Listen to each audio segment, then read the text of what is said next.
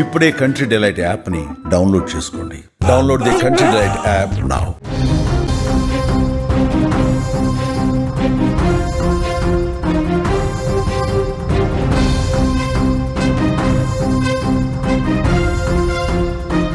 Breaking news చూస్తున్నాము. హైదరాబాద్లో school బాలికల మీద ఒక ఘోరం జరిగింది. విద్యార్థుల్ని కామాంధులు టార్గెట్ చేశారు. టూర్ పేరుతో యాదగిరి గుట్టకు తీసుకెళ్లి దారుణం చేశారు. లాడ్జిలో 3 బాలికలపై అత్యాచారానికి పాల్పడ్డారు. మరోవైపు నగరంలో బాలికలపై మిస్సింగ్ కేసు నమోదైంది. బాలికలు ఫోన్ చేయడంతో మొత్తం విషయం బయటకు వచ్చింది. 3 వ్యక్తులతో పాటు లాడ్జ్ వ్యక్తిని కూడా అరెస్టు చేశారు. ఈ మధ్యకాలంలో మనం చూస్తూ ఉన్నాం, చిన్నపిల్లల మీద అత్యాచారాలు పెరిగిపోతూ ఆందోళన కలిగిస్తున్న విషయంగా మారిపోయింది. ఈ పైశాచికానికి వయసు తేడా లేదు. కనీసం 9-10 ఏళ్లు నిండని పసి వాళ్ళ నుంచి టీనేజ్ అమ్మాయిల వరకు చాలామంది అఘాయిత్యాలకు బలవుతున్నారు.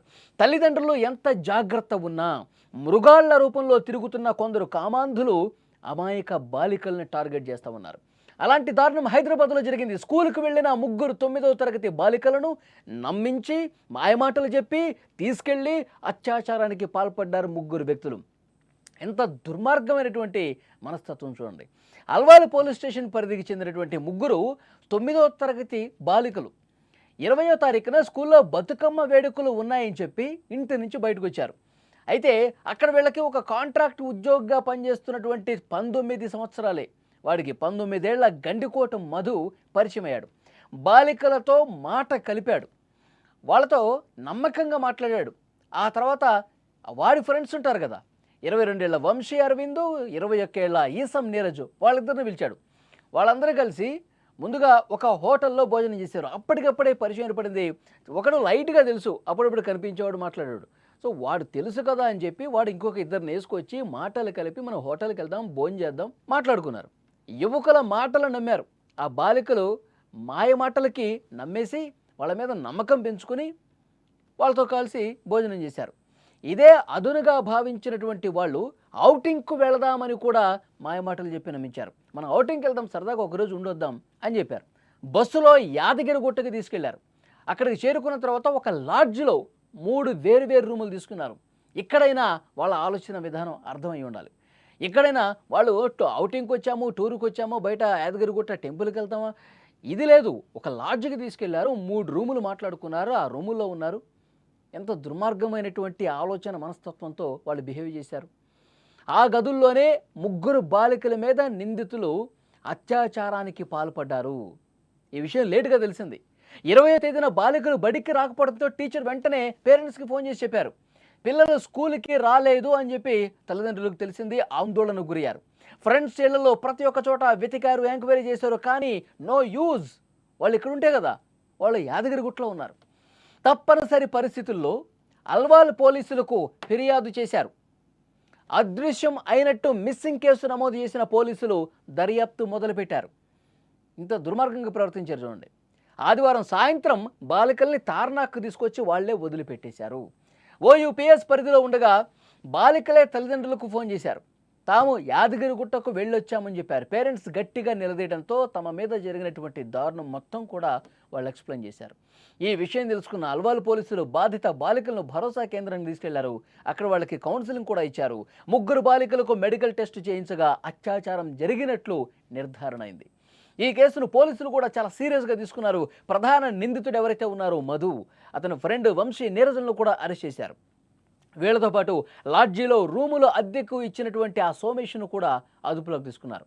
3 బాలికల్ని 3 వెధవలు తీసుకొచ్చినప్పుడు ఇది లాడ్జీ యజమాని ఎవరైతే ఉన్నారో వాళ్ళకి లాడ్జికి ఎవరు వస్తున్నారు, వాళ్ళు డబ్బులు కడుతున్నారా, డబ్బులు ఎంత ఇస్తున్నారు ఏంటి, దీని మీద దృష్టి ఉంటుంది తప్ప అసలు వీళ్ళు కరెక్ట్ పద్ధతిలో వచ్చారా లేదా, వీళ్ళ పెద్దవాళ్ళు ఎవరు, వీళ్ళు అసలు ఎందుకు వచ్చారు, లాడ్జిలోకి వచ్చి 3 రూములు ఎందుకు తీసుకుంటున్నారు, వాళ్ళు చిన్నపిల్లలు కదా, బాలికలు కదా, ఏజ్ ఎంత ఉంటుంది, 9వ తరగతి అంటే 12 ఏళ్ళు 11 ఏళ్ళు. అలాంటి బాలికల్ని తీసుకొచ్చినటువంటి ఆ 3 లాడ్జికి వచ్చినప్పుడు వెంటనే ఇన్ఫర్మేషన్, ఎవరు మీ పేరెంట్స్, మీరు ఎక్కడి నుంచి వచ్చారు, ఏ స్కూల్ మీది, ఇవన్నీ కూడా ఆరా తీయాల్సినటువంటి అవసరం ఉంది. వెంటనే వాళ్ళ పెద్దలకి సమాచారం ఇవ్వాల్సినటువంటి అవసరం ఉంది. ఈ విధంగా వచ్చారు, మీకు తెలిసే వచ్చారా, మీకు చెప్పు వచ్చారా, ఇవన్నీ అడగాలి కదా. ఏమీ లేకుండా ఆ లాడ్జ్ యజమాని కూడా నిర్లక్ష్యం, అందులో ఉన్నటువంటి సిబ్బంది కూడా నిర్లక్ష్యం వ్యవహరించినటువంటి పరిస్థితి ఉంది. పోలీసులు అదే భావించారో అతని మీద కూడా కేసు నమోదు చేసినటువంటి పరిస్థితి ఉంది. ఎంత దుర్మార్గం చూడండి. అంటే హైదరాబాద్లో అత్యాచారాలు నిత్యకృత్యమైపోతున్నాయి. అలాంటి మనస్తత్వం కలిగిన మనుషులు ఎక్కువైపోతూ ఉన్నారు. సో ఫ్రెండ్ అని చెప్పి నమ్మిన పాపానికి మనం ఔటింగ్కి పోదాం, అక్కడ వ్యూ బాగుంటుంది, అక్కడ మనం ఎంజాయ్ చేయొచ్చు, అక్కడ మనకి ఫుడ్ బాగుంటుంది, అక్కడ లాడ్జీ బాగుంటుంది, ఆ తర్వాత మనం హ్యాపీగా ఒక టూర్ వేద్దాం, ఇలా మాయ మాటలు చెప్పి నమ్మించి ఆశ చూపించి బస్సు ఎక్కించి యాదగిరిగుట్టకు తీసుకెళ్ళి లాడ్జికి తీసుకెళ్ళి ఇంత దారుణం చేశారా? వీళ్ళని ఏం చేస్తే కరెక్ట్ అండి? ఇంత దుర్మార్గమైనటువంటి మనస్తత్వం కలిగిన వాళ్ళను, ఇలాంటి సైకో విధులు, ఇలాంటి కామాంధుల్ని ఏం చేస్తే కరెక్టు? మొన్న చూడలేదా మనం కిస్మత్పూర్ బ్రిడ్జి దగ్గర ఆ బ్రిడ్జి కిందన పొదల్లో పడేసి పాపం ఆ 25 నుంచి 30 సంవత్సరాలు ఉంటాయి ఆ అమ్మాయికి చాలా దారుణంగా రేప్ చేసి చంపేశారు. ప్రైవేట్ పర్స్ మీద కూడా విపరీతంగా దాడి చేశారు, కర్రలతో కొట్టారు, ఇంత దుర్మార్గంగా ప్రవర్తించారు. హైదరాబాద్లో జరిగింది. అంతకుముందు దిశ ఘటన జరిగింది. బాలికల మీద, అమ్మాయిల మీద ఇలాంటి దాడులు విపరీతంగా జరిగిపోతున్నాయి. సైకో వెధవలు ఎక్కువైపోతూ ఉన్నారు. వాళ్ళలో అసలు భయం లేకుండా పోయింది. ఇక్కడ ఈ కేసులో వీళ్ళకి భయం ఉందా? ఆ ముగ్గురు ఫ్రెండ్స్ కలిసి ఆ బాలికల్ని ఎంత ఈజీగా తీసుకెళ్ళిపోయారు. ఆ బాలికలు కూడా వాళ్ళకి ఆలోచన శక్తి లేదు. మనకేదో వాళ్ళు ఏదో బాగుందంటే వాళ్ళు చిన్నపిల్లలు కదా, నమ్మేస్తారు. చెడు సావాసాలు చేస్తే పరిస్థితి ఎంత దారుణంగా ఉంటుందో మనకు అర్థం, దాని పర్యవసనాలు ఏ విధంగా ఉంటాయో అర్థమవుతుంది.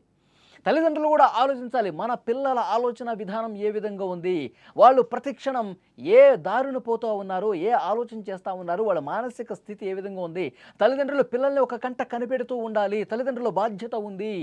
ఇవన్నీ సరి చేసుకోవాల్సినటువంటి అంశాలే. ఆ పిల్లలు ఆ విధంగా మాయమాటలకి పడిపోయి వాళ్ళు అంత దూరం పాటు వాళ్ళతో ప్రయాణం చేశారంటే బాలికల ఆలోచన విధానం ఎలా ఉందో కూడా అర్థం చేసుకోవాలి. ఇది కరెక్ట్ కాదు, మనం వీళ్ళతో వెళ్ళటం కరెక్ట్ కాదు, మనం పలానా పని మీద వచ్చాం, బతుకమ్మ అని చెప్పి వచ్చాం, వీళ్ళతో పాటు యాదగిరిగుట్టకు వెళ్తున్నామంటే ఎంత దూరం వెళ్తున్నట్టు హైదరాబాద్ నుంచి, ఇది కరెక్టా అని ఒక ఆలోచన, ఆ స్పృహ ఆ బాలికలు కూడా ఉండాలి. దీన్ని తీవ్రంగా ప్రతిఘటించాలి.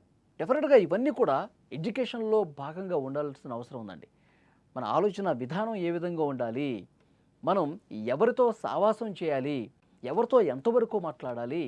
మనం స్కూల్కి వెళ్తున్న దగ్గర నుంచి టీచర్స్ అన్నీ కూడా ఈ సిలబస్ల మీద ఫోకస్ చేస్తారు, కానీ కమ్యూనికేషన్స్ మన జీవన విధానంలో ఎలాంటి మార్పులు ఉండాలి, ఎవడి మనస్తత్వం ఏ విధంగా ఉంటుంది, మనం ఎలా క్యాలిక్యులేట్ చేసుకోగలగాలి, ఇవన్నీ కూడా నేర్పించాల్సినటువంటి అవసరం ఉంది.